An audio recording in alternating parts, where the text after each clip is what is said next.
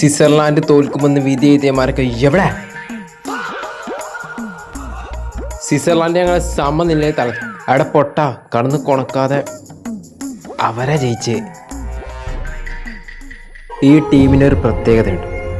മത്സരത്തിൻ്റെ 90 മിനിറ്റ് കഴിഞ്ഞ് എക്സ്ട്രാ ടൈമിൽ എത്തിക്കഴിഞ്ഞാൽ ഈ ടീമിലെ ഇവന്മാർക്കൊക്കെ ഭ്രാന്തായിരിക്കും.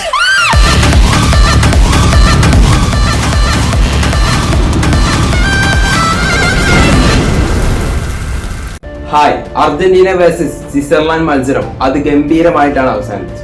ഈ മത്സരത്തിൽ എടുത്തു പറയേണ്ടത് അർജന്റീനയുടെ എക്സ്ട്രാ ടൈമിലെ ആ പെർഫോമൻസ് തന്നെയാണ്. ഈ മത്സരത്തിന്റെ 90 മിനിറ്റും അധിക സമയം മത്സരം ഡ്രോ ആയിരുന്നു. അങ്ങനെ മത്സരം എക്സ്ട്രാ ടൈമിലോട്ട് നീങ്ങി. പക്ഷെ എക്സ്ട്രാ ടൈമിന്റെ ആദ്യ പകുതിയിലും സമനില തന്നെയായിരുന്നു.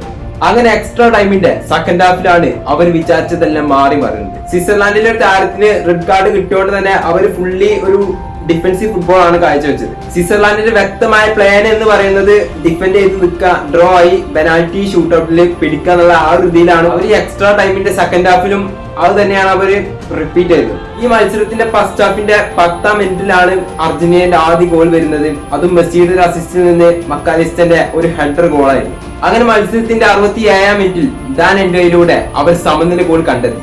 അങ്ങനെ എക്സ്ട്രാ ടൈമിന്റെ 112ാം മിനിറ്റിലാണ് അൽവാരസിന്റെ അൺഎക്സ്പെക്ടഡ് ഷോട്ട്. ആ ഷോട്ടായിരുന്നു ഈ മത്സരത്തിലെ ഏറ്റവും സുന്ദരമായിട്ടുള്ള ഗോൾ.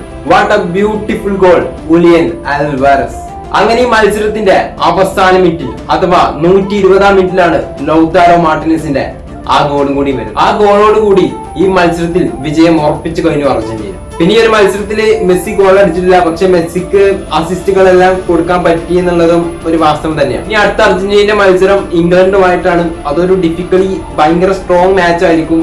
അതിൽ ആര് ജയിക്കാൻ നമുക്ക് പ്രഡിക്റ്റ് ചെയ്യാൻ പറ്റാത്ത ഒരു രീതിയിലാണ് പോയിക്കൊണ്ടിരിക്കുന്നത്. സോ അപ്പൊ എന്താണ് ഈ ഒരു കളിനെ കുറിച്ച് നിങ്ങളുടെ അഭിപ്രായങ്ങളോ ഒപ്പീനിയൊക്കെ താഴെ ഷുവറായിട്ട് കമന്റ് ചെയ്യുക. സബ്സ്ക്രൈബ് ചെയ്തവരൊക്കെ സബ്സ്ക്രൈബ് ചെയ്യുക. അപ്പോൾ നെക്സ്റ്റ് വീഡിയോ ആയിട്ട് കാണുന്നവരേക്കും എല്ലാവർക്കും ഗുഡ് ബൈ.